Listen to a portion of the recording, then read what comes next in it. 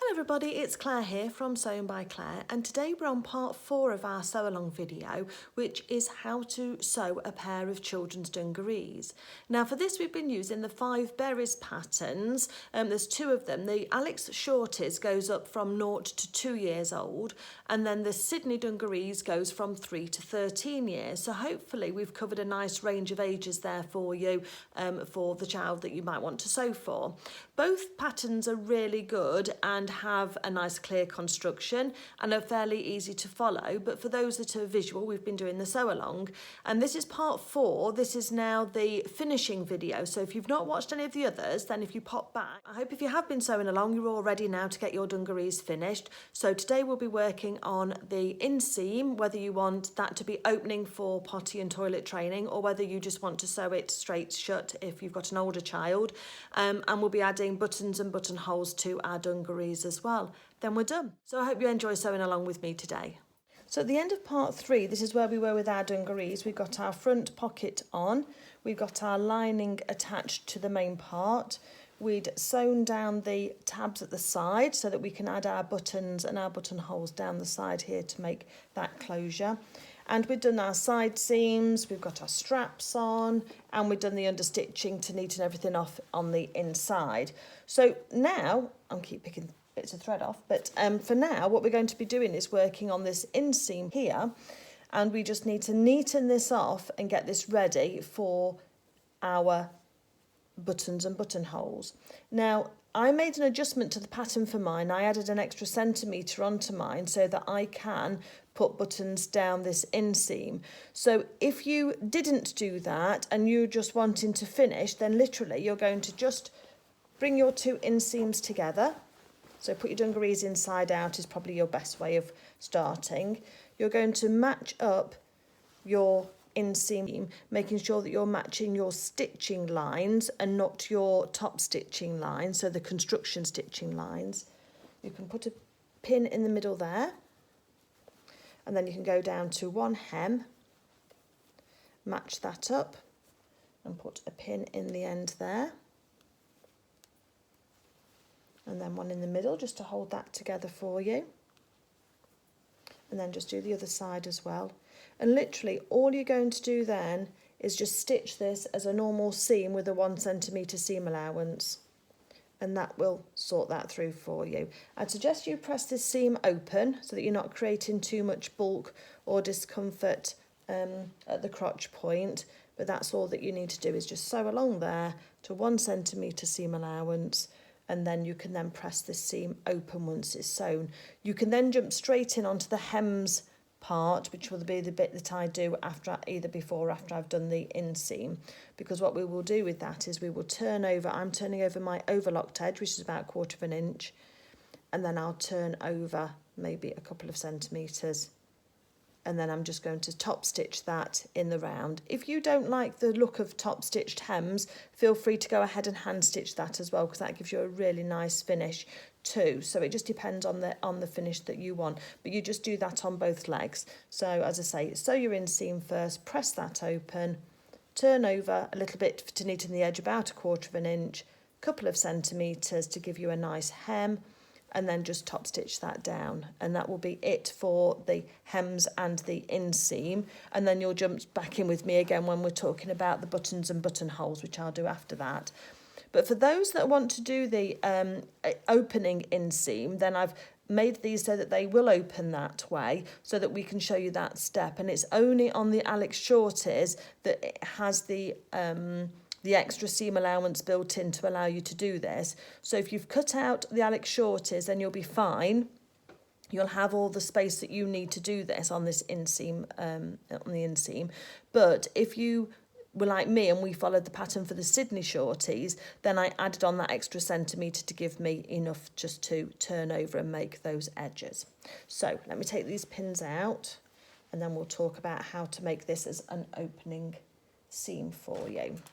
So the first thing we're going to do is go onto the legs of our dungarees, and we're actually going to first fold over the amount of the overlocking that we've done to neaten those edges. If you haven't overlocked, then just turn over about 1/4 of an inch, And then we're going to turn up 2 centimetres for our hem on these, just to make that really nice. So I want you to press this in place, but I don't want you to sew it just yet, because we need that guideline for then attaching the interfacing to there. So that's what we're going to do now. We're just going to turn over that over the 1/4 inch, and then turn it up 2 centimetres, and we're going to press that all the way along the leg of the dungarees on both legs. And then we're going to come back and we'll talk about the interfacing that needs to go on this to support those buttonholes. So the next thing that we're going to do then is just on the seam there, the side seam, where we've got in the middle, so this is the hem for our dungarees of one leg just turned up. Where you've got your side seam now, it's quite bulky, overlocking stitches are.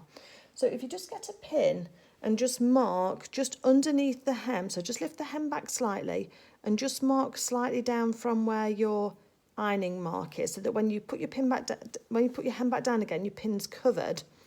Then what that gives you, if I've pinned it right, is it gives you a mark, and we can take off this overlocking bit here that's just standing proud. If you've pinked this, you won't need to do it because it will automatically be thinner.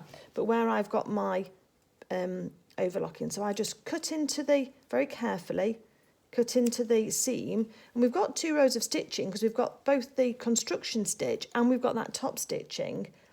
And then I'm literally going to just very carefully, making sure you're only going through the seam allowance, just take off the amount of the overlocking just there. It's just going to reduce the bulk in that seam for you. Maybe I can just get a little bit more off there. Don't want to take too much, but you just want enough just to make that, so that when you then turn this over and turn it down again, that seam is much lighter and not so bulky, and especially if it was a denim, it would be, or a cord, it would be quite thick there. So that just makes things a little bit easier. So take your pin out, and then let's just do that on the other side.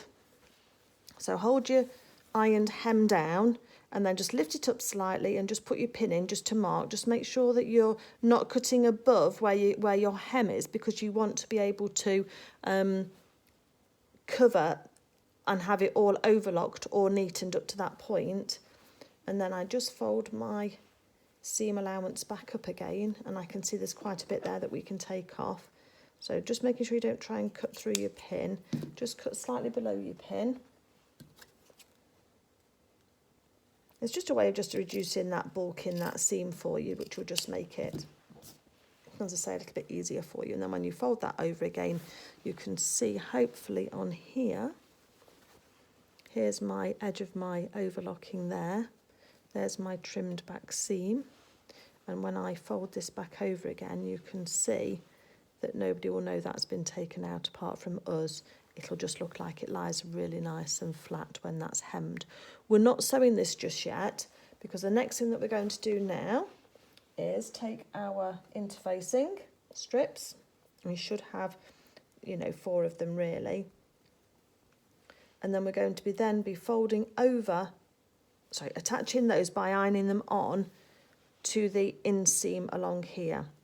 So they're going to go from the hem. They don't need to go down as far as the hem, because the hem will give it enough stability. So I'm just putting it to where the hem turns over, because eventually this will be folded over like that, and it'll encase the edge of that hem anyway in that stitching, and we want that all to be neatened down at the same time. But for now, we just needed that to be the hem to be folded in, so we know where we're attaching our interfacing up to. So go ahead and attach your interfacing. You know how to do that now. It's just exactly the same as we've done before. Just make sure it reaches from hem to hem through that inseam, and do it on both your front and the back of the dungarees, and that'll reinforce that section then ready for taking our buttonholes later. Okay, so here's my inseam now. I've got my interfacing attached, and I've turned over my 1/4 inch on my overlocking edge, or just 1/4 inch. And then I want to turn it over again 1 centimetre and press it. Now you're going to have to just wiggle with this a little bit, because it's got a little bit of a curve to the seam, and we want it to lay flat. The good news is that because the hem is going to cover this bottom corner, if this bottom bit of the hem just here wants to lift up slightly in order for this section here to lie flat, then you can let it, because we're going to hide that. So mine's coming up slightly, as you can see there. We're going to hide that behind the hem that we do at the end when we stitch that down. So you don't need to worry about that so much. So hopefully that's reassuring. So all we're going to be doing is just turning up. So start at your centre point, because we need that to be sitting nicely. And then go 1 centimetre as a seam allowance down either edge. And if you just use a seam gauge, something like that, but make sure it's even. That's all we need really, just for these little buttons to go on this inseam, and just to be the way that this is undone. If you're doing poppers, you would still turn it over like this. So by poppers, you can either use press studs, but they might not be robust enough. They might not have enough of a grip that when the child is wearing the dungarees, that they don't keep popping open. The other thing that you can do is, as I say, use, I think they're called cam snaps in the USA.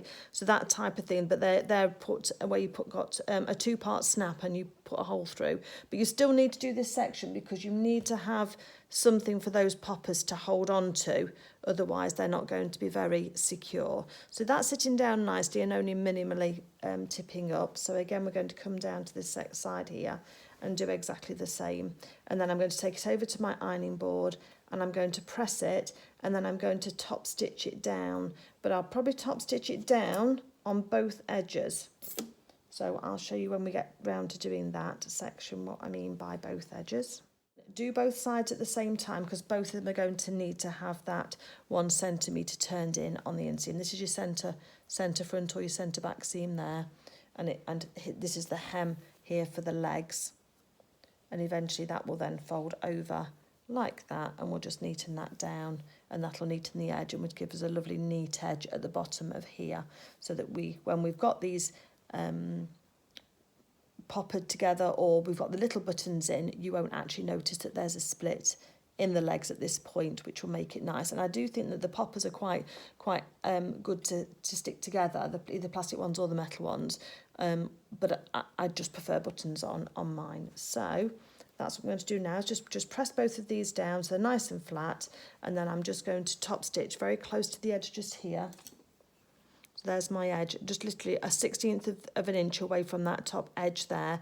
And then I think that I will go back in again, and then a 1/16 from this top edge here, I'm going to sew again there. So you're going to have so on the back, on the other side here, you're going to have 2 rows of stitching that you'll be able to see, that will give us a nice outline for when we're doing our buttonholes.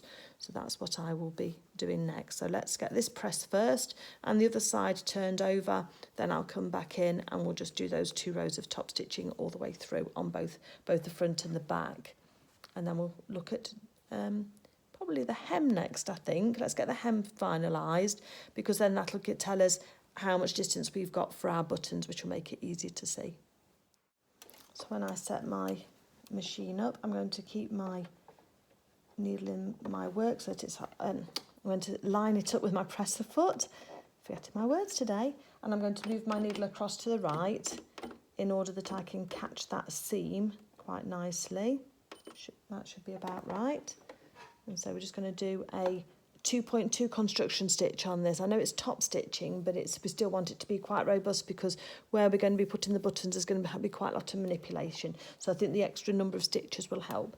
So we're just going to keep that going, just start and reverse, and then put a needle in our work.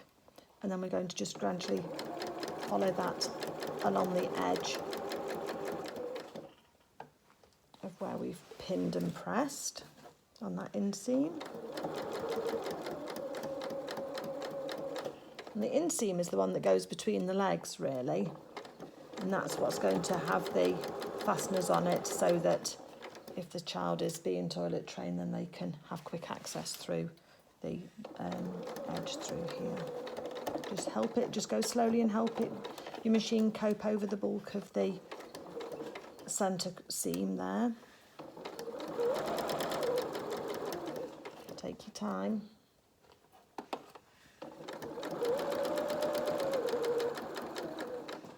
Just make sure you're catching all of that.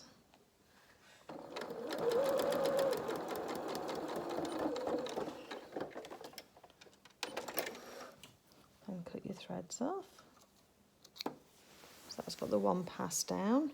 and then we're going to then just go on the other edge and do the other one on the same side, just so that we've got that 2 rows of stitching, which will give us a bit of a channel then through which we can put our buttonholes.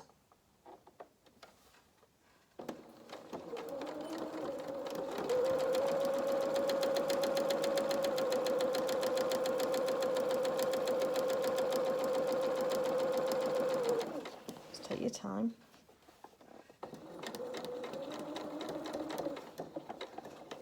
Needling your work as well, just while you readjust.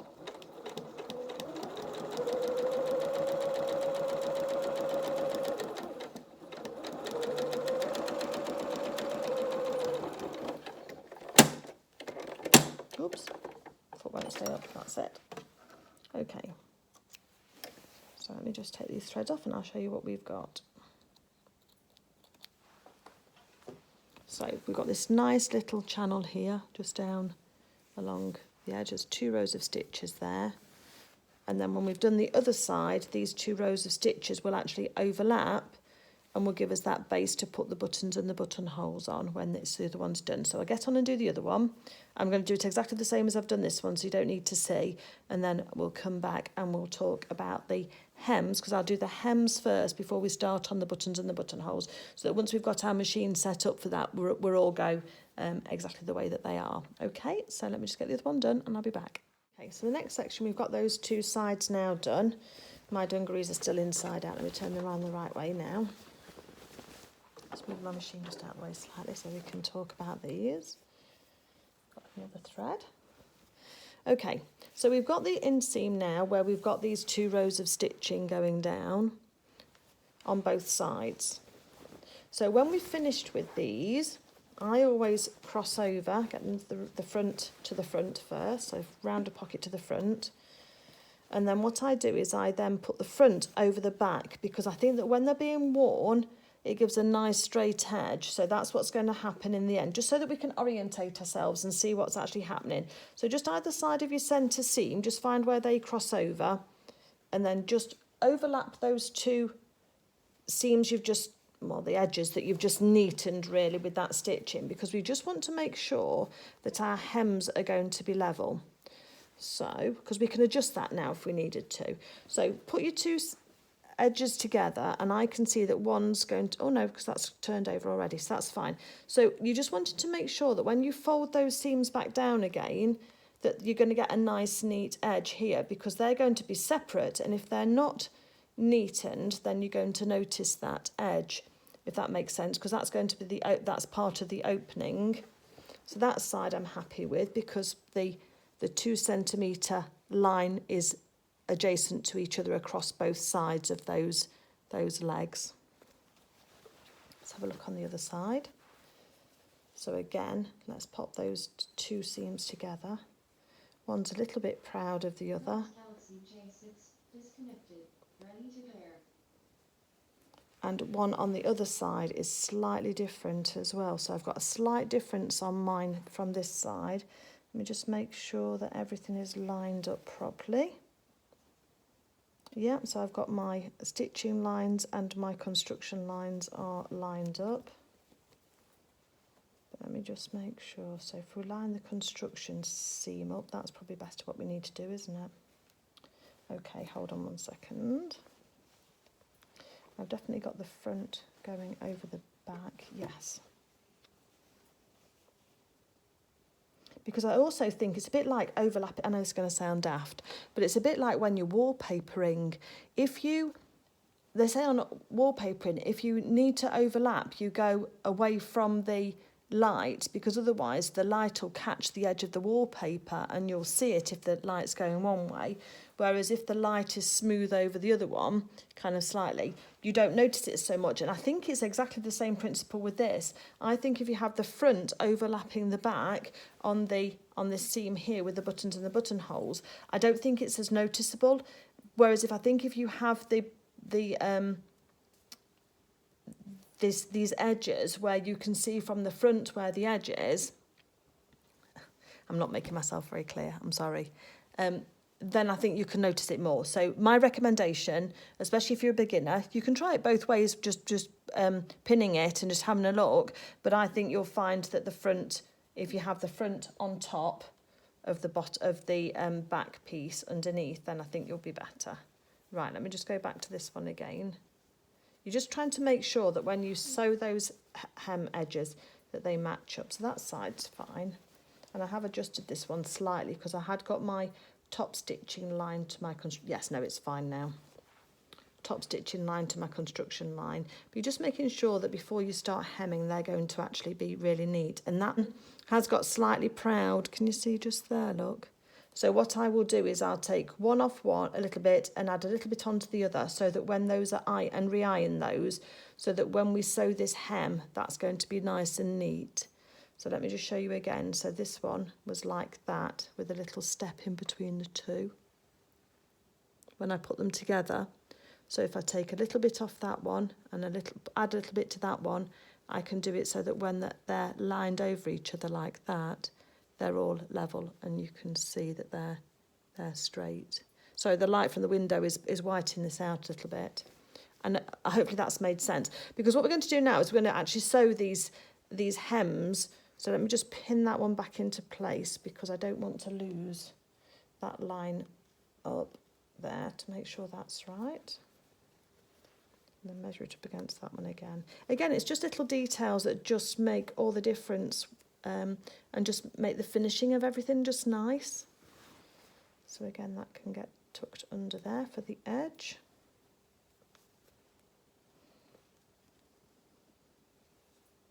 And then you've just got to decide if you want to be hand stitching or machine stitching your hem on these. I think I will hand stitch mine because I like it to be a nice neat finish. But machine stitching is a nice neat finish too. Again, if you've got the time, hand stitch. If you haven't, then I would machine stitch.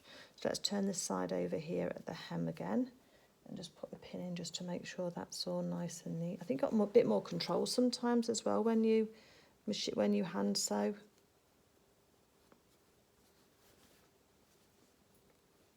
Okay, happy with that now. And then pinning that one to hold that one still while I hand sew it. So all I've got at the moment is the inseam pinned together, as you can see. Hopefully there with the pins in. And I've just been matching up my hems because that's what's going to be the next part. And we need to get the hems in before we do the buttonholes to make sure that they're in the right places, because we'll do the buttonholes a couple of to either side I'll probably end up doing. I don't do a buttonhole over this centre point here because I think it's bulky enough where the centre front and the centre back meets. And I think so long as you've got those two, we'll get one as high as we can up towards that centre point, and then one slightly lower, I think we'll be fine then. We'll have a chat about whether we need 2 or 3 buttons. It probably depends on the size of your buttons as well that you're going to be using, or your poppers, depends on that as well. So for now, this is the inseam, so I can unpin the inseam edge so that I can get access to those hems. We've got our corners identified now. The edges are turned under, so now we can either just go along and do a hemming stitch by hand across here, or you can pop it into your machine and you can stitch that hem down, just making sure that you're nice and even all the way across. When you finish though, I would just hand stitch down these the open ends of the hem just down here. So just tuck any raw edges in, like the edge of that overlocking, just tuck that in, and then I'll just do a little ladder stitch down there, but I can show you when I get to that bit if you like how we do that, just to make sure the little edge doesn't pop out. Okay, we're getting there. I'll go and hand stitch and I'll be back. Okay, so I've just threaded my needle and I've got my reading glasses on. I'm just going to start my knot inside by running my needle down through the turned edge of that hem. Oops, got a knot already. And I've just put one of my normal quilter's knots in the bottom of that. And then what I'm going to do is, working this way towards where I'm going to be doing my hem, is I'm just going to take a little stitch across just on one side. So I just work one side at a time. So I take a little stitch off this side, and that point of that pin is going to be a nuisance. Just pull it back a little bit so it's not so proud. Okay, I've got quite a long piece of thread because I want to try and get across the hem in one go. So then I'm going to take a little stitch on the fold of the other side. Better without that pin point there. And then come back to the other side. And what this is, it's called a ladder stitch because you're just working one side at a time. It almost gives you, the stitches look like the rungs of a ladder as they're going across. And you can kind of cinch it in as you're going, but it works quite nicely and gives you quite a lot of control.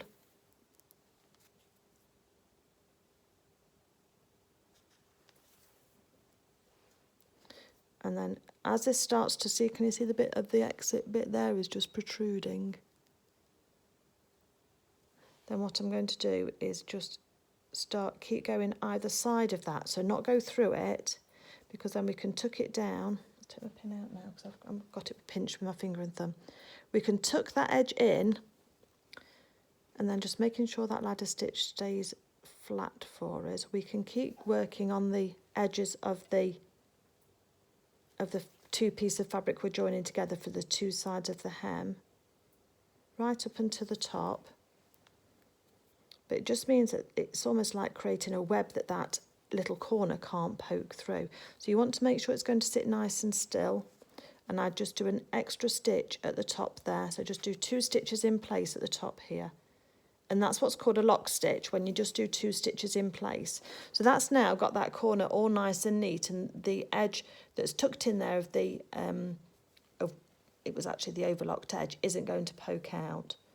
So now we can now take a stitch through into the neatened edge that we've done, and then I go straight in at a right angle to that stitch that's just come out, so that the stitches look like just like little dashes. Now, when I was looking into selling children's clothes, the recommendation for those was, if you're doing any hand stitching at all, you have to do a lock stitch every 10 hand stitches. So it doesn't matter how long those are, you still have to do it. So if you've got any threads, just poke those in so you don't see it. And then I'm going to take a little bite of the fabric and a little bite on the fold. So we'll start counting then from that corner. So you're going to just pick up 1 or 2 stitches with your needle, and then you're just going to travel almost through the back of the hem seam and then take another little stitch. You want these quite close together because you don't want the child to get anything caught in this and then it to rip open.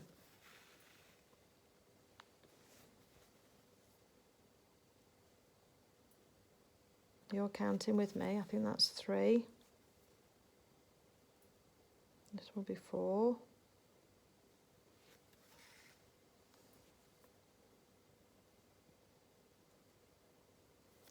5.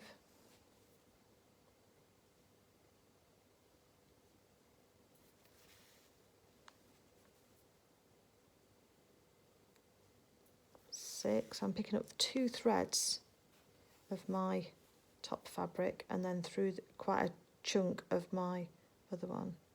So that was 7, wasn't it? This is 8.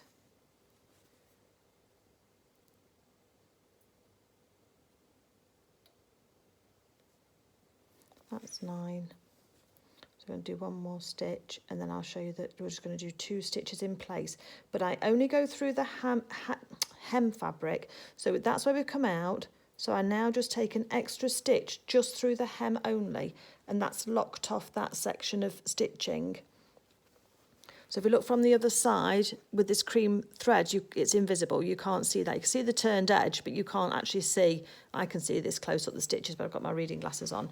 But when the child is actually wearing those, you won't be able to see that there's a machine hem stitch there. If you want to machine stitch this instead, absolutely then feel free to go ahead and do that. And then I'll click the video on so that everybody who does can rewind and watch me stitch those 10 stitches again. But I'm literally just going to, and it is sometimes easy if you fold your fabric over your finger like I've got here. So I've got my index finger in there, which gives you a nice proud edge really to work on. And you're keeping your stitches as close to the hem as possible. And as I say, going in just at right angles with where you come out of the hem stitch. And I'm just picking up 2 threads of my cotton and then making a stitch. That's what it looks like from the inside. Really hopefully nice and neat. And then from the outside it's nice and smooth. So I'm going to carry on doing that, counting and doing that double stitch, just an extra stitch just on the hem only every 10 stitches, and then we know that we've got these as safe as we can do then, so that children don't get things caught in them and it doesn't cause them an injury or what have you. So yeah, always best to try and incorporate those if we can do. Okay, I'm going to do this on this side and on the other, including the neatening on both edges where the inseam and the buttons are going to go, and then I'll come back to you. Okay, so I've just finished hand stitching mine, and this is how they're looking at the moment. So this is the back patch pockets that we've got here, and there's one seam done there and the other done there. So the next thing that we need to do first is the buttonhole. Well, determine how many buttons we're going to put on and do the buttonholes, in order that we can then work through this. So if we just mock up what we're going to be doing, so let's join our construction stitches together, our construction row for our centre seam between the legs, and then let's just put a pin just to hold that together so that those 2 bits of fabric are overlapping where we're going to be putting our buttons and our buttonholes. Hold that in place. And then if we look at our hem, so I think that we need one fairly close to the hem if we can get it, and the actual hem itself will be a bit of a barrier because, as you'll get to see, it's not a barrier if you're using poppers, but it's a barrier if you're trying to use your machine to make a buttonhole stitch. And then I think we'll try it because let me explain and finish off what I was saying. It doesn't like the layers, so that can be a bit of a problem. But you've got to have your hem in place really before you start sewing your buttonholes, I feel, in order to get the bottom here right. Otherwise, they're not going to match up quite correctly. So let me just put a pin in this other side, and we can see they match nicely. And that's the end of our hem. So that's where the pin can go. If I can get it to go in. Yeah, that's holding. And let's just mark the bottom of our hem with this one as well. So I have got some little old shirt buttons. You know, I like to recycle my, well, you might not know, but I like to recycle shirts and things like that. Either if it's 100% cotton, then I'll recycle a shirt before it goes into the recycling or into the charity shop, because if I can use the fabric for something, then I might as well do that than pass it on to charity. Depends on how you feel about things. But I've got some little buttons like these ones, and I think these are going to be perfect. These are old shirt buttons. So there's 3. Where's my last one? It's gone missing. Needs to be more neat and organised, don't it? So I've got 4 little buttons there, which I think should be sufficient. Let me just tell you how big these are in case you want to do the same for yours. So they're 1/2 inch in size, which is just over, probably about 1.6 centimetres each. So let me just pop those on there for the time being. Switch my machine off. Because what we're going to do is we're just going to work out how many we can have on here. So if we have one just around about there, I'm just going to stick a pin through it. And so just watch your fingers.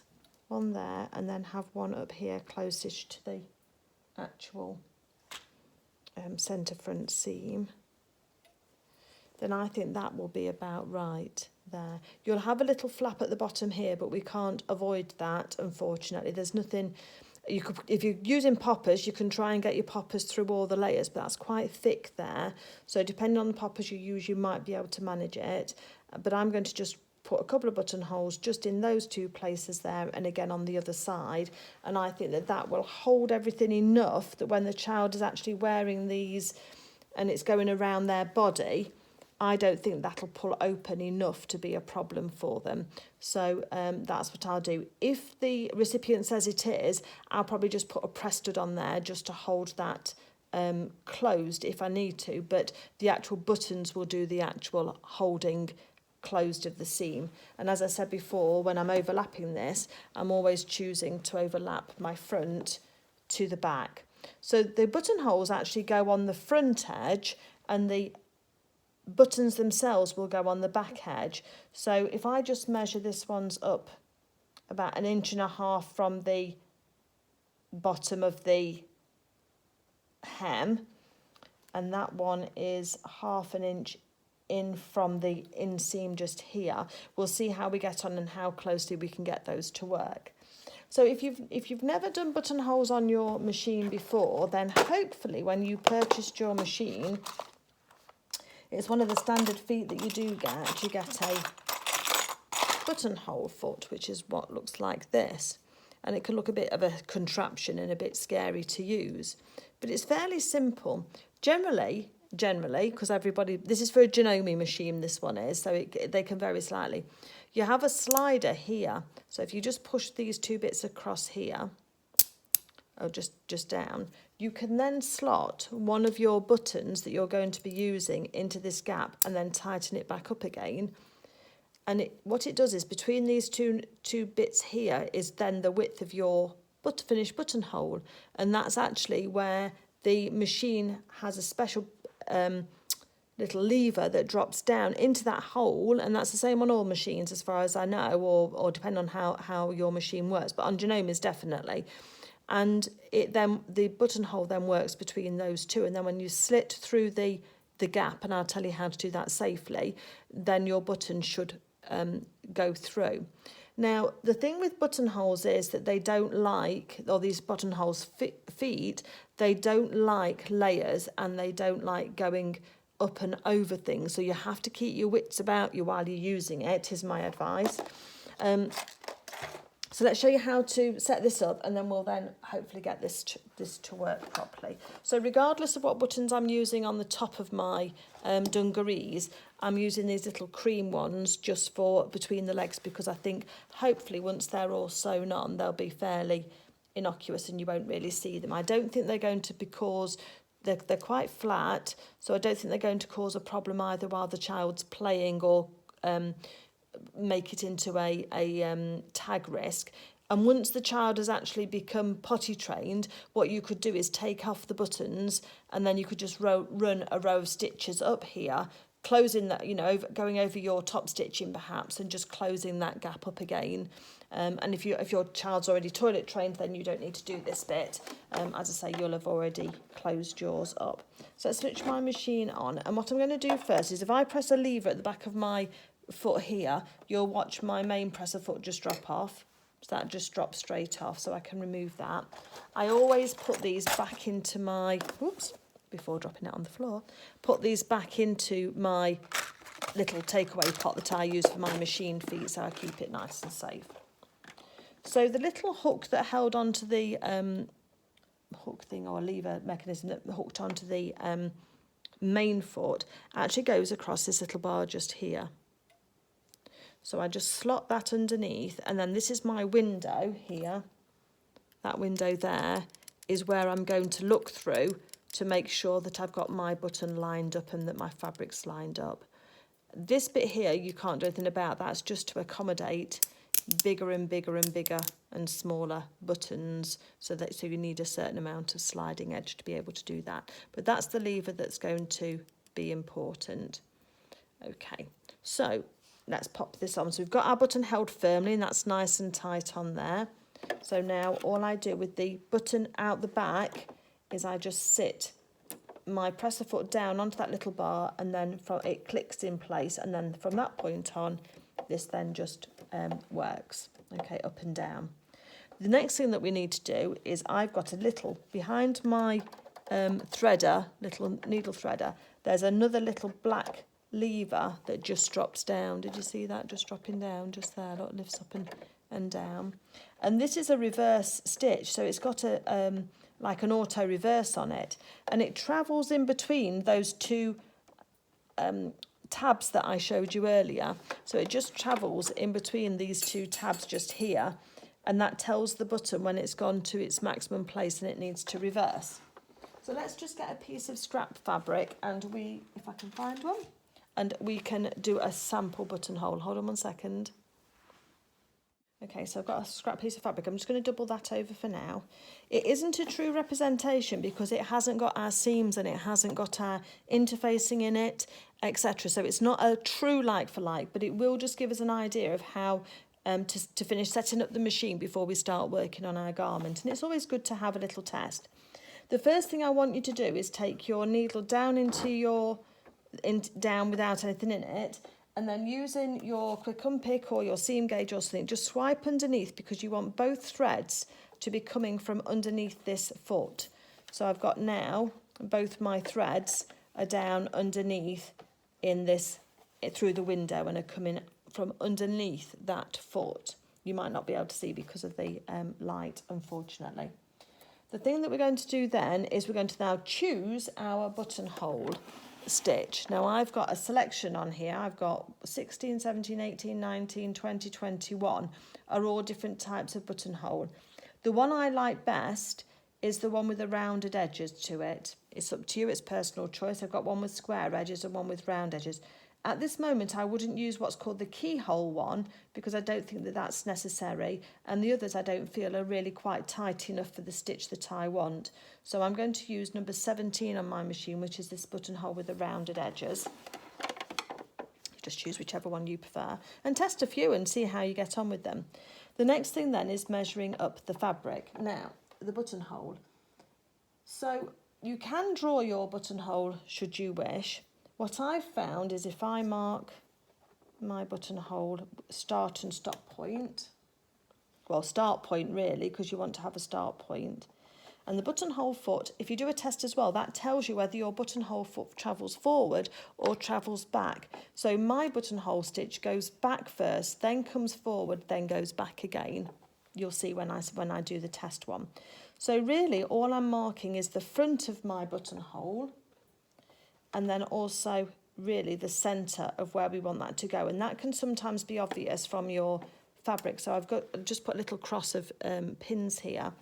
You could always pencil draw a line on if you wanted to, or use a Frixion pen, which is heat erasable, in order to draw your line that you want to have as your buttonhole as well. But you need your starting point, and you kind of need to know when you're straight.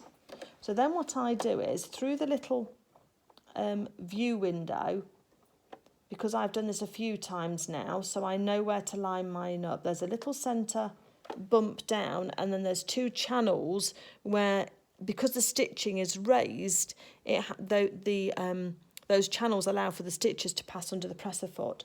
So now that that's in place, what I'll do is I will lower my presser foot down, and then I'll take out first the pin going across, and then just lift my presser foot up, and then with my quick unpick or with something else pointy, I can then slide out the pin that was telling me where that needed to start. So I've got my starting point now saved with my pin inside my work. So let's choose number 17, which is our presser foot, and then we're going to start and stitch. So foot on the thing, I don't make any alterations to the standard number of stitches, and then I just start going. And then I've hands-free, the machine is doing the work for me, but I'm watching to make sure that it doesn't get stuck. When it's gone so far back, the lever is pressed on the other one, and it travels forward again and does the other edge, and then it starts to travel backwards. So this is called an automatic buttonhole.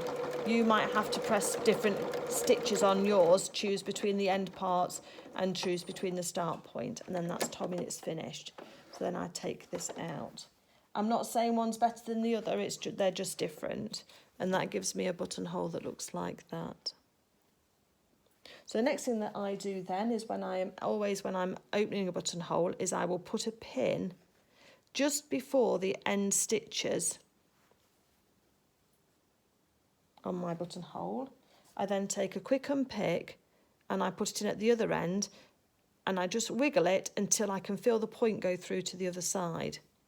You can then gently and I mean really gently, because quick unpicks are sharp and it will ruin your garment if you're not careful. I snip just enough to put the end of my snips in, because I feel I've got more control with my snips or your scissors, and then you can just snip down the rest of the way. The needle here means that if you were to accidentally slip, you're not going to cut through the end of your garment, because I have done that before when I've been finishing a blouse, and I didn't do the pin stop method, and literally I did that and made a great big gash all across my my lovely blouse that I just finished. So you're going to take out your pin once you've finished with your quick unpick, and then you can just snip up to but not through the stitches at the end and just neaten that off.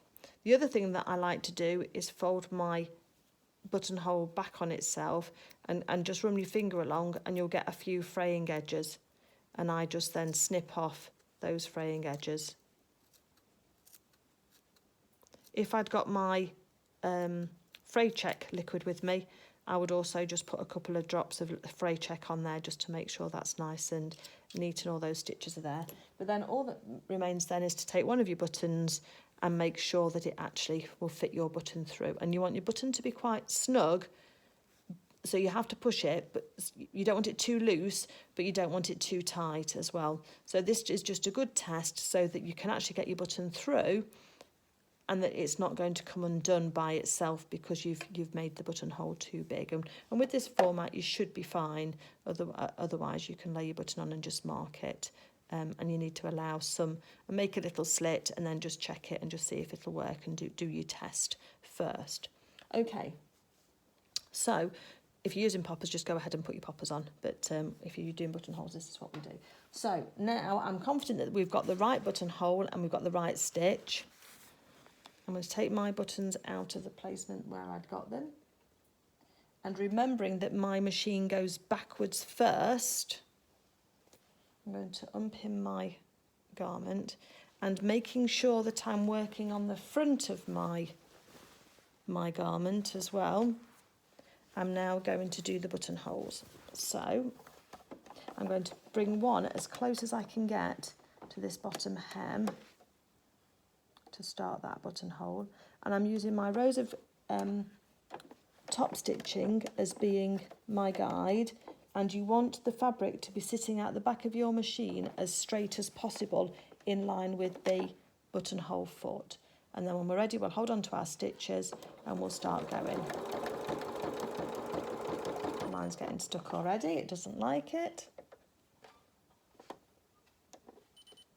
No, it doesn't like it just there, so we're going to take the needle out of the work, and then here starts the fun. So I'm just going to take that out and unpick it. The other thing that I have to do, I've got my glasses, is I have to take my machine off its stitch that it was started, because it started that, and take it back again onto the stitch I want, because that is going to just reset it. If you're unpicking as well, I recommend that if possible you unpick from the back so that you don't get a hole in your work, your lovely dungarees that you've just done. So I'm going to have to move my start point right up, but as I say, it just shows you that these buttonhole, if you're thinking, oh, mine hasn't got buttonholes, I'm hard done to, or you know, it's a shame, then just remember they don't work all the time.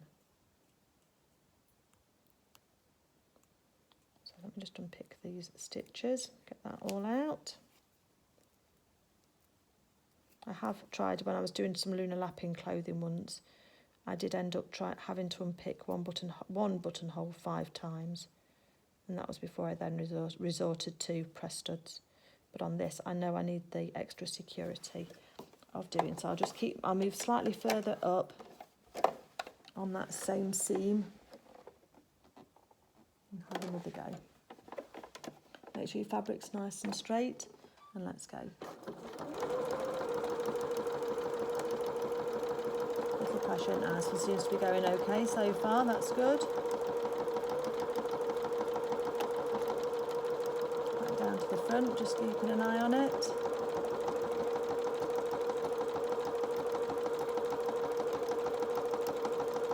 And if any stitches are missing when I've finished doing this, then I will consider just doing them by hand just to join them up. So that one's not perfect, but it's good enough that I can work with that. So that's one done. And then I'm going to do my next one a little bit further up now. And then we'll use these same measurements for the next one to get those right. Okay, so let's try this one. So we can just start again.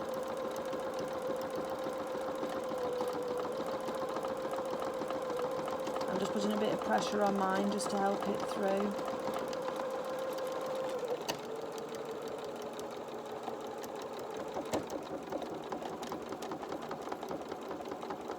It keeps wanting to get stuck.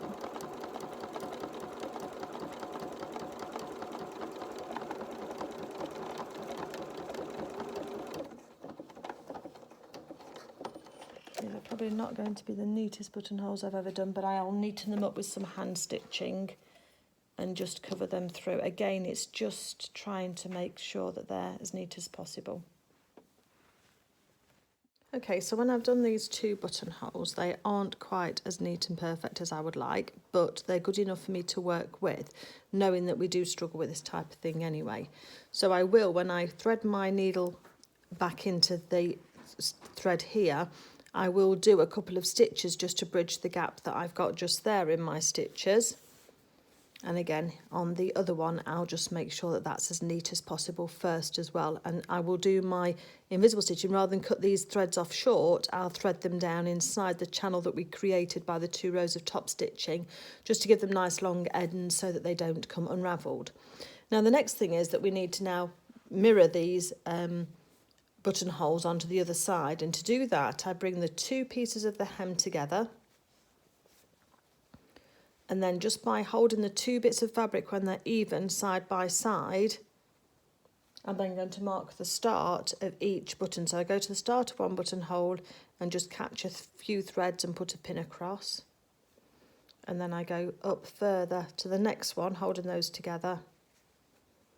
And then again, I can get another pin and mark the start. And I only need to mark the start because the buttonhole on for mine will tell me where it finishes. So those 2 pins there are the start of the 2 buttonholes that I've got. So go back to my machine again, pop my fabric in exactly the same way, make sure that my first stitch starts where the pin is located and then sews backwards on both of those, and then I will neaten these off, ready then to work on the other side and to sew the buttons on. So that's what I'm going to do now, is just get these last 2 done. Okay, so I'm going to film the next stage of this buttonhole section, but normally I'd just go ahead and do all of my buttonholes. I've neatened these off now, so you can see them. I've trimmed them as well of any rough, any little whiskers of threads as well that kind of come. Just run your finger across them and you'll get them. They're as neat as I can get them just there. So it'll give you some idea. Are they perfect? Probably not. Are they good enough? Probably yes. So again, it depends on what your tolerance level is, and if you prefer to use poppers, then go ahead and use poppers. Or if you want to make it the overlap slightly bigger, that might help. It's just the buttonhole feet and doing the buttonholes on your machine are just a little bit hit and miss sometimes in this type of small, quite tight area. Anyway, so the next thing I'm going to do now is mark and then sew on where the buttons are going to go for these buttonholes themselves.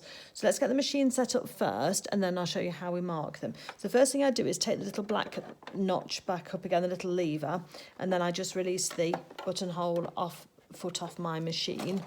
I then look for what is the embroidery foot, and if I can find it, because it is in here, it's one that's got a little plastic edges to it. So on mine it's number F, but that's what it looks like. So it's clear plastic in some parts. And it's just got metal here, but it's got that raised edge. And what we can do is we can put the button underneath, and then it'll just do the machine stitching for us. When you've got quite a few buttons to do, it's quite useful. So let's hope it's going to work for me today, shall we? So we're going to match up our hem and our centre seam, and we're just going to pop a pin in just to mark those and keep those straight again. So there's a lot of keep marking this up and down, I know, but it's just to try and keep everything all nice and neat. Then we're going to match the hem. So with a little overlap, let's match our hem and pop a pin in there just to hold that, just while we mark these pins. And again, you can mark this with a Frixion pen if you wish. That's one of the heat erasable pens. Or I'm going to show you how to mark it with pins so you don't have any ink on yours. So I've just put together the centre seam and then the 2 hem seams. And now I get a pin. And because we've slit open our buttonholes already, you can just slot a pin in and just grab some of the fabric underneath around about the middle. So that's what mine looks like. So if I open that up, you can see the pin is actually in the fabric underneath, because then if you're gentle when, well, let me do the next one first, and let's mark them all the way along first. So keeping the back fabric out of the way, we open that little slit up, and then we just grab a bit of fabric in the middle of that button. You try to be in the middle because that's sort of marking as well where the middle of that buttonhole and where that button's going to go. Use another red pin, and then I know that that's the colour I'm using all the way through. There's another one. And they lay pretty flat and quite solid. That one's just moved slightly underneath. So just make sure you're getting into the reinforced section for sewing your buttons on. It's not slipped at all. And again, another little one in the middle there. Once you've done that, you can take out your hem pins and the one marking the centre front, and then gently, by just putting the point of the pin back, you can kind of unpin it from through the buttonhole and leave your pin intact. So again, I'm just going to slide the pin back so that I can get it through the buttonhole, still through the fabric, and then I just hold on to it with my finger and thumb while I get the actual other bit out. So again, let's take that back there and then off there. So then we're going to have 4 pin markings for each of those buttons. Okay, like that. Hopefully you can see. So 1, 2, 3, 4, and we've marked roughly the centre of each button. So then we're then going to get our buttons. We're going to put our foot onto our machine, and for mine it just literally does just clip back down on top of the little bar that goes across, and then it lifts up. Put my threads to the back. I'm doing all my buttonholes in the same colour.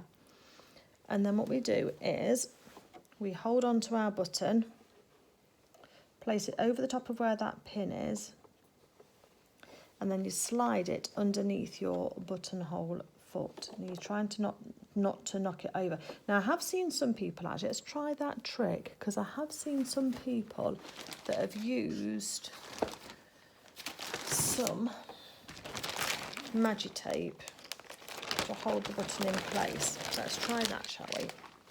See if that works. Good old Pinterest and Instagram and whatever else. So let's take a bit of this. Oops. Because my button does want to move around, so I'll put that on the top there. And literally just stick that button down with some sellotape so that it holds still for me. Not onto the bed of my machine as I've just done, but actually onto the position on the clothing. Okay, take that pin out for now. And then we're going to slide that underneath. So I think as long as it's all stuck, not going to stuck down, then we should be fine. And then what we're going to do is put the 2 holes for the button, so they're visible through the centre of the hole on the presser foot. And I'm going to change my stitch back to a zigzag. And what I want to do is just see if that is going to, so you're changing the width on your buttonhole stitch so that you get the first needle in the first hole. Yeah, that's going to go through. And then when it comes back up, you want it to then jump across. Oh, it's going to do the 5 stitches in place first for me. And I need to take my stitch off down to 0. So the stitch length is down, well, it's 0.2, but that's as far. So that's too wide at the moment.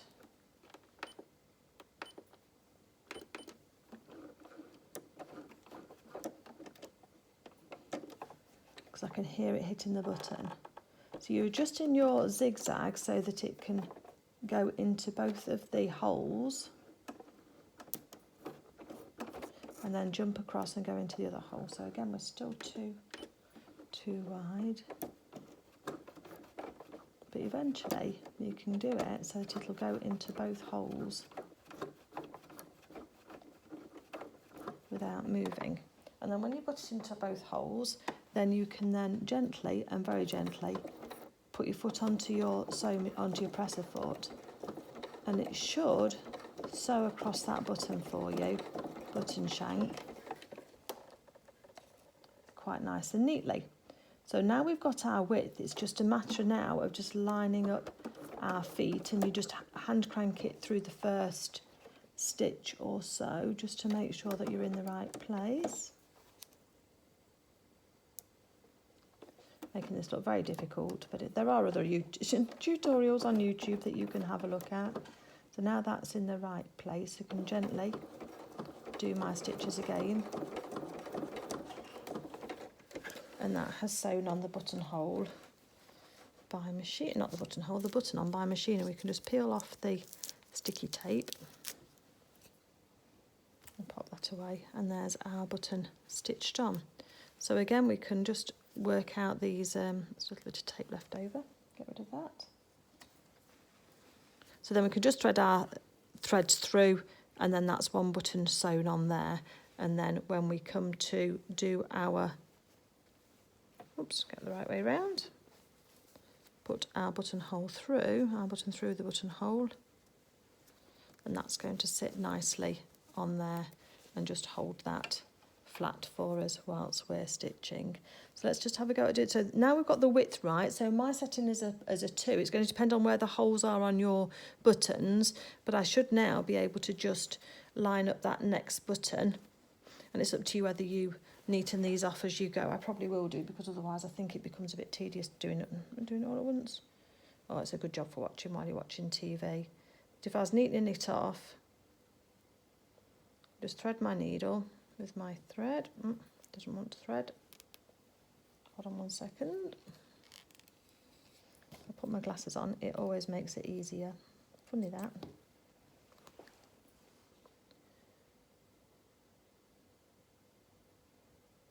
Right, so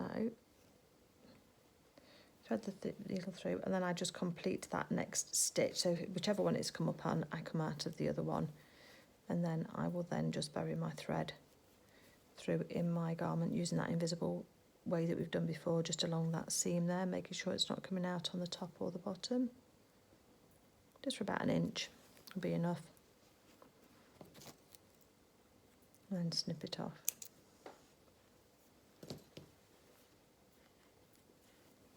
And again with the last one.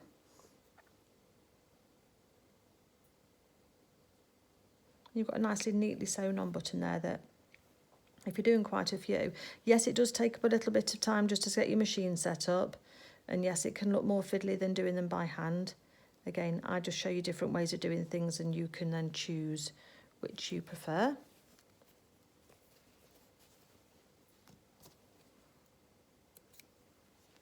A little bit of tape left on the back there to take that off.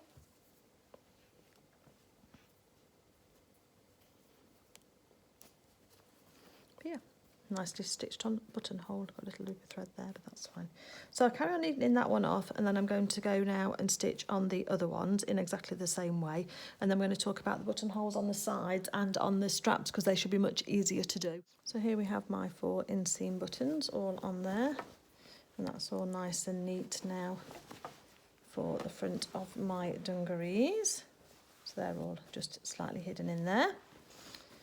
And then we're going to look now on the top of the dungarees, because we've got to do 2 buttonholes on the top here, and then I'm going to do 2 down each side along the sides here. So here, what I like to do is I like to make my buttonhole on the front of my dungarees on the bib, because I want the button to go through, and for me to probably put a couple of buttons on here, so that whoever's going to be wearing these has got a couple of options then to add some growth into these dungarees. If you put the buttonholes onto the straps, if the child then gets taller, you're going to have that buttonhole showing further up as they move down onto the button. So that's why I prefer to do mine that way. So I think what I'm going to do is I'm going to have one button 1 inch up on the strap, because again, they can always return these to me to get the buttons changed, and then I'm going to do 1 2 inches further down as well. So I'm going to put 2 two sets of buttons on each of these straps. So the first one is 1/2 inch from the bottom.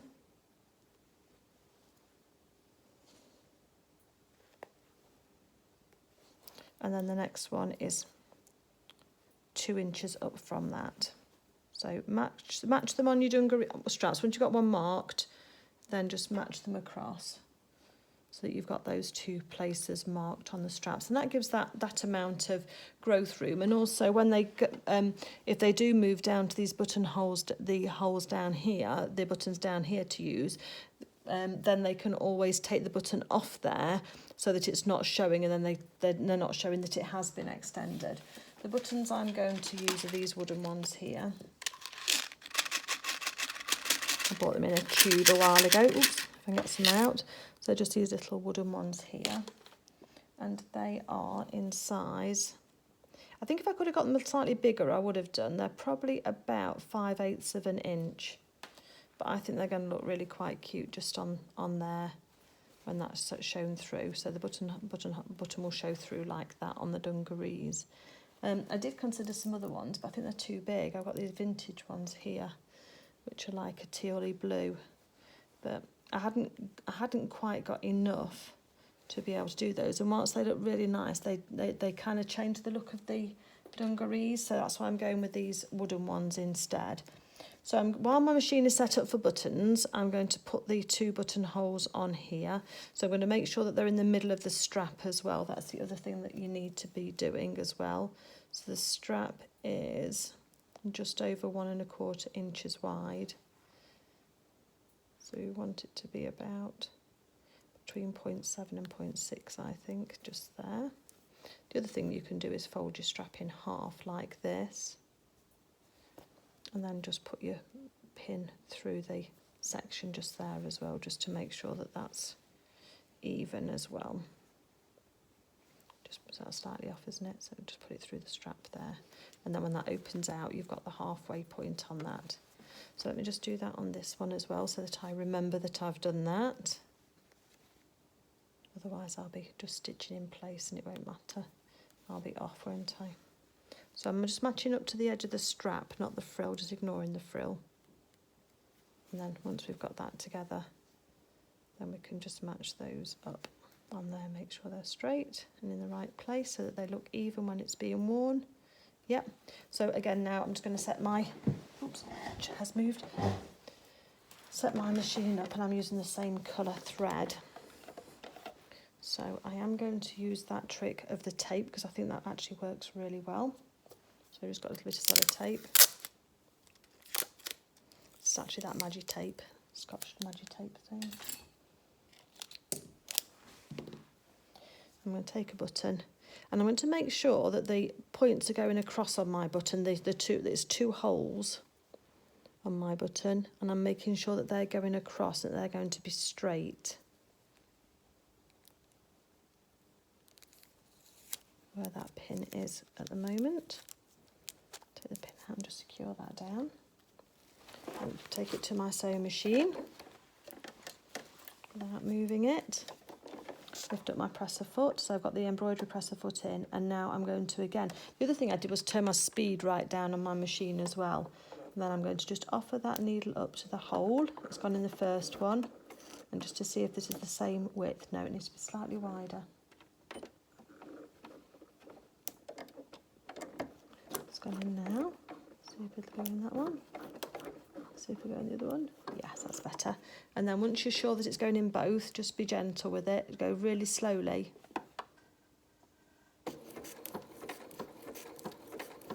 And it's just going through those holes and securing that buttonhole in place, that button in place for me.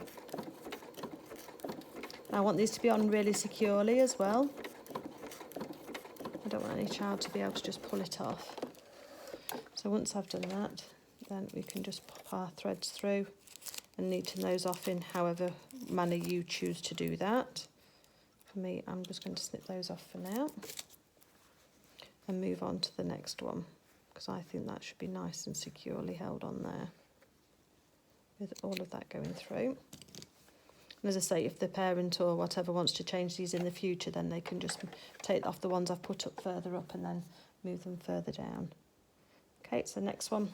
So I'm just going to do these buttons here first, and then I'll come back to when we're talking about the buttons for the side. And then I will do all of the buttonholes at the same time so that we get the machine set up and that's all ready to go in one step.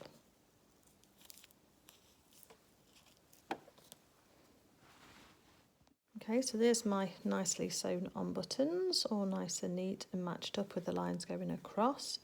And now what we're going to do then is just mark up the buttons on this section here, which is the two side tabs, so that we know where we're working to with those. And we know we've got a little notch that we've left our threads in for. So we know that that's the extent of the crossover for the side panels. So again, we're going to choose whereabouts. Maybe we have to do the buttonholes first on there, maybe. Yeah, we'll do the buttonholes first. So let's switch over to my buttonhole again. Sorry, I'm changing my mind. We'll do the buttonholes at the top here first for the top straps and make sure that that's going to sit in nicely. I'm going to measure the edge of the, I can feel underneath the buttonhole there. So let me just put a pin under there.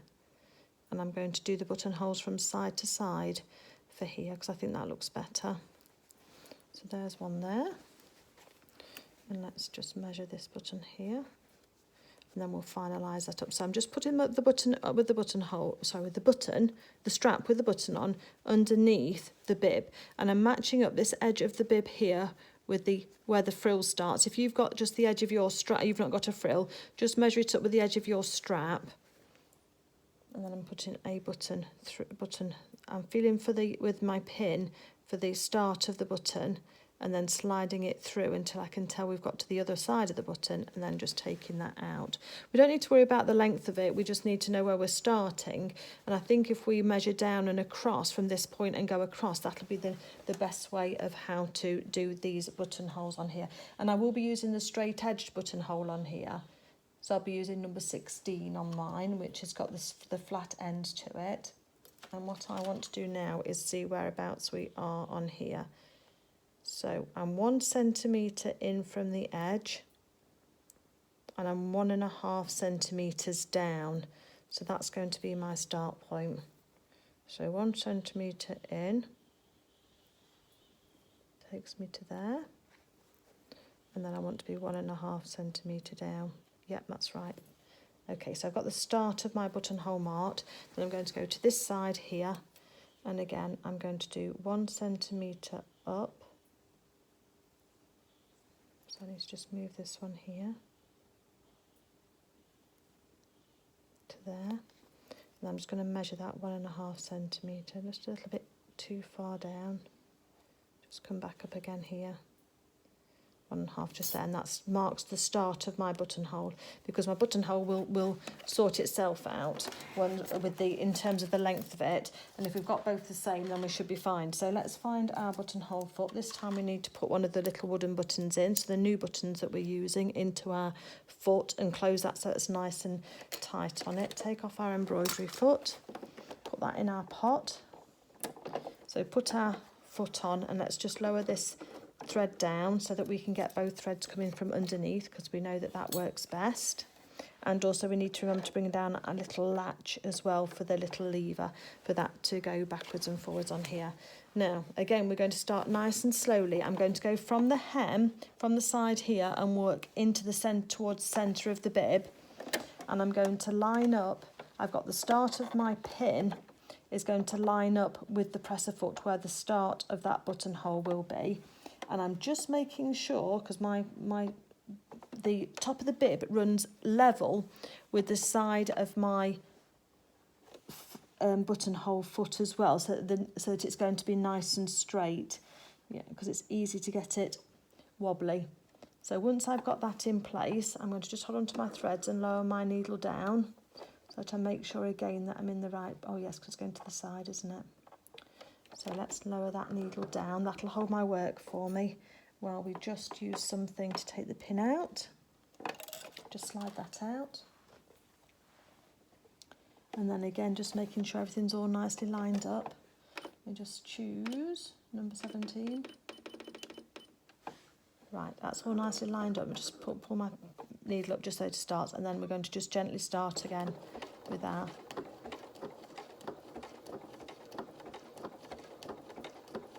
buttonhole. I'll turn this speed up a little bit because I turned it down. Just making sure it's following the edge of the top of the dungarees.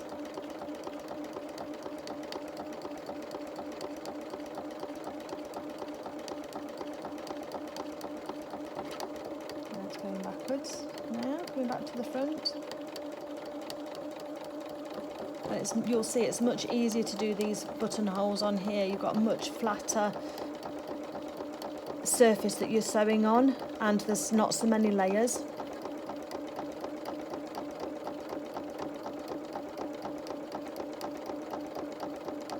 I'm just still watching it to see if it gets stuck anywhere, but it hasn't done, so that's good. And I won't actually cut this buttonhole through until we've got both of them done, so I can make sure that they're both in the same place. So let me leave some threads on that one.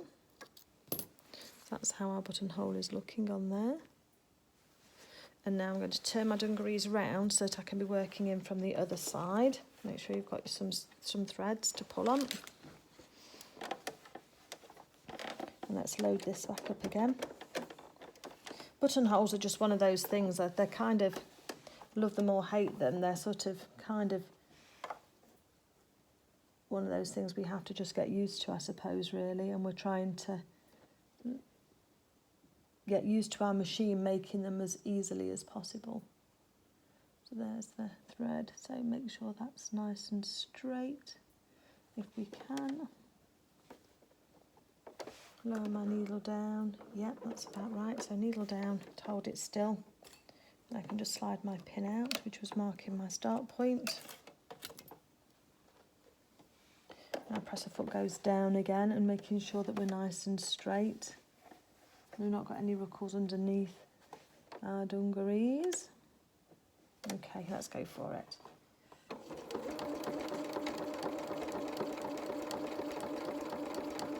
Because it is possible to unpick these if they're not in quite the right place. You just have to be really careful.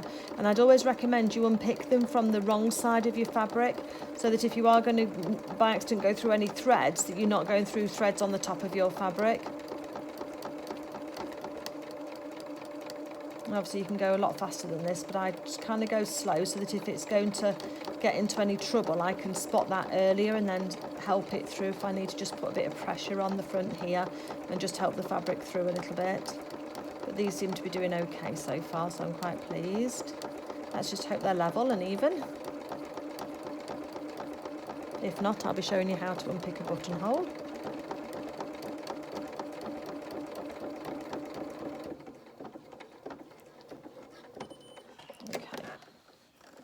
Fingers crossed, folks, please, for me. Okay, let's have a look at these. Okay, they're pretty good. So let's just fold them together so I can see that they're at the same level from the top, so that's fine. And then if I just sort of put them side by side on the side thing here, then they're starting at the same point in. So those directions have worked. So we can neaten these off now, the same way as before. I'm going to take all my threads through to the back, and then I'll do just thread the ends through just to neaten those off so they're not going to come undone. I'm always going to put my pin in at one end of my buttonhole before I slit through to cut through to the next bit. And I only cut with my quick unpick as much as I have to in order to get the blade of my snips in, or if you've got some little fine embroidery scissors to get those in. So I try not to think, oh yeah, I can do it with this and just go straight across, because although we've got our stop there, I just think it's just can be a little bit more risky to do it that way. So I'll always put my pin in the end there. Right, okay, so that's those ones done. So now let's work out what we're going to do with these side ones. So I know that if we just put the tab together, we've got our little mark for where our tab is going to stop. We want our fabric to lie nice and flat. And we want one to be quite close to the top, but not so close as it's going to then interfere with the dungaree. So I'm going to say I want my first one to start at 1/2 inch down. So that's there. And then how far have we got? So let's see what we've got between there. So I've got 3.5 inches down mine, so between 3. So if I do another one around 2 inches, then that should look nice, I think. So I'm going to mark at 2 inches as well. So I've got what first one is going to start at 1/2 inch and the second one's going to start at 2 inches. Yeah, maybe a little bit further, just to get that properly lined up. And that should give us 2 nice buttonholes down the side here. So we've got those start point. And again, we need to measure in from the edge, and that's about 1/2 inch.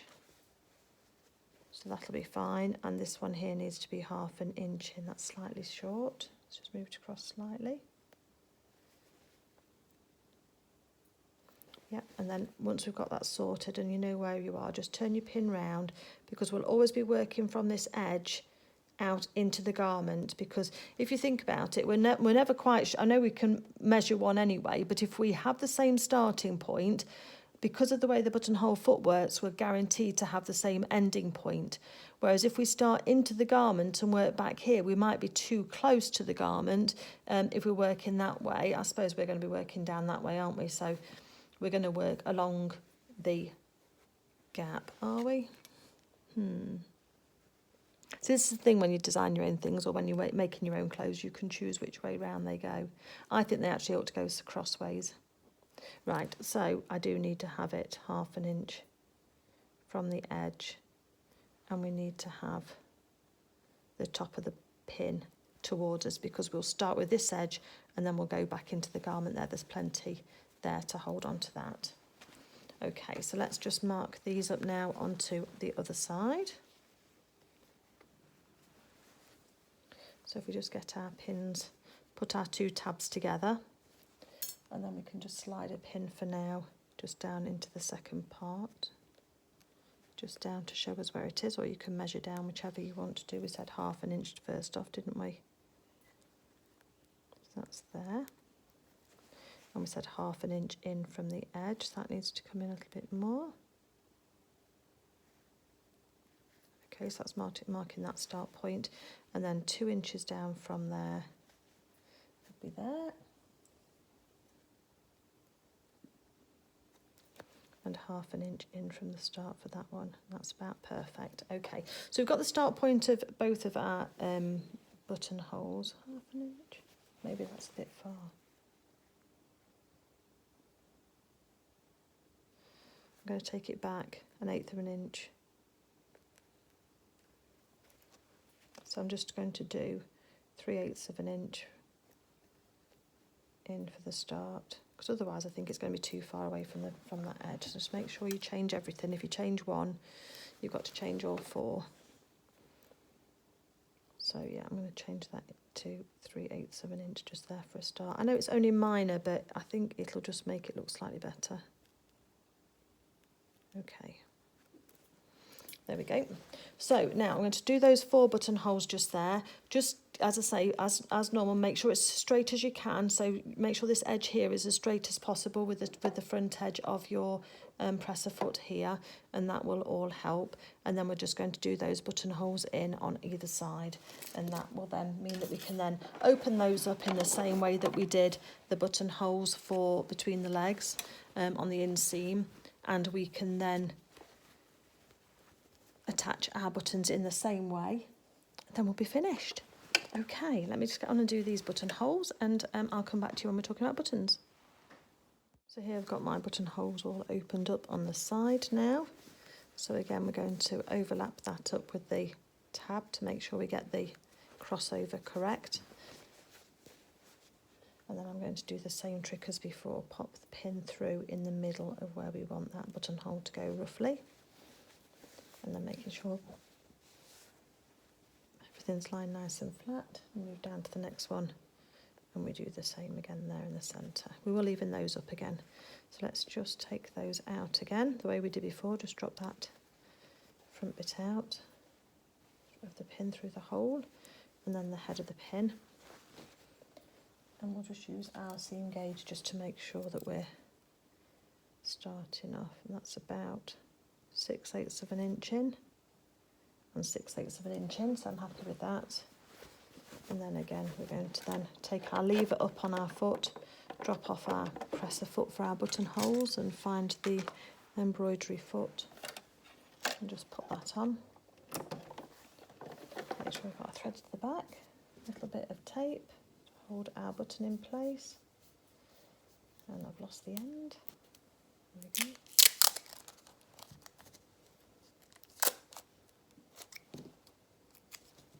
And again, I usually put the, not again, but just as a little tip, I usually put the holes of the buttonhole in whatever direction the buttonhole is. So in this case, we've got two going across, east to west. So I would do the same with this and put those east to west. I wouldn't put my buttonholes, the two holes in the button, north to south with an east to west buttonhole, because I think it holds it better and it slides it across better. So again, that's just so we know we want them to have the buttonholes going, the holes in the buttons, getting my terminology correct, and it needs to be right over the top of that pin. And take the pin out, and then we can get set up again for our zigzag stitch. And my machine was number 8, and I think it was on a 2.5 width, and then take the stitch length down as low as it'll go, in my case 0.2, and that just means it won't pull the fabric backwards and forwards. So again, let's get this set up again. So pop our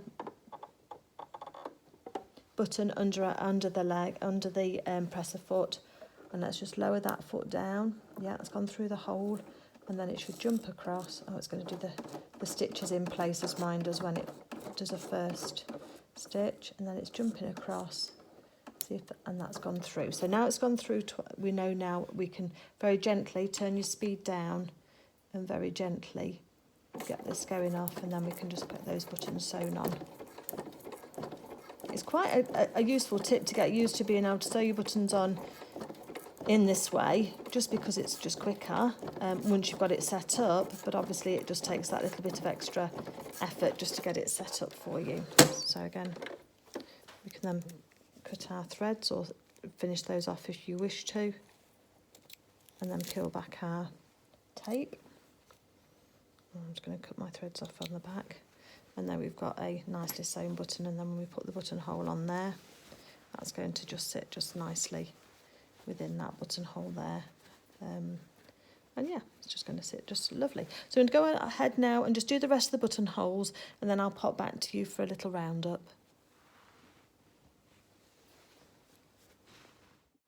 And so here we are at the end of our dungarees sewing marathon. We've got our lovely dungarees here with our circular pocket on the front here. We've got the frill on the straps going round to the back. We've got our buttons and our buttonholes on the sides here, just to enable people to tuck tops in and what have you. We've also got our top stitching down the seams as well on the sides, as well as on the front and on the back. And then on this pair, we've got the inseam buttons and buttonholes there that can aid with potty training, toilet training, if your child's of that age. So let me just turn these over for you as well and show you the back. So there we are, they all sit lovely. We've got our little bits of thread, our patch pockets on the back here, one with a label on. We talked about how to add that, and there we can see a bit of our contrast lining just peeking out for those that have used a contrast lining. So I hope you've enjoyed sewing those along with me. Just as a little idea, what I have done is with the scraps, I've actually sewn a lunar lapping rabbit pair as well out of the scraps, so that if you were thinking of making a matching outfit for your lunar lapping little rabbit, and if you're not sure who lunar lapping is, then please have a look on my YouTube channel, because it's a little toy stuffed rabbit that's designed by Sarah Peel of Cool Crafting in the UK, and it's a stuffed rabbit, and she has a whole wardrobe. And so in this case we've got dungarees and dungarees and for the child, and also matching for the lunar lapping character as well, just made out of the scrap, so it doesn't cost any more to make it, but obviously just a little bit more time. So let me just flip the camera around to you. Now that I've shown you this, I just need a bit of a press, that's all. It's just fabric's really difficult to video and to record because it does tend to pick up all of the shadows. But yeah, really pleased with those. Let me just pop the camera around. So I hope you've enjoyed sewing along with me on these dungarees. If this is your first pair of children's dungarees or first children's garment for that matter, then I hope you're really pleased with yourself and what you've achieved.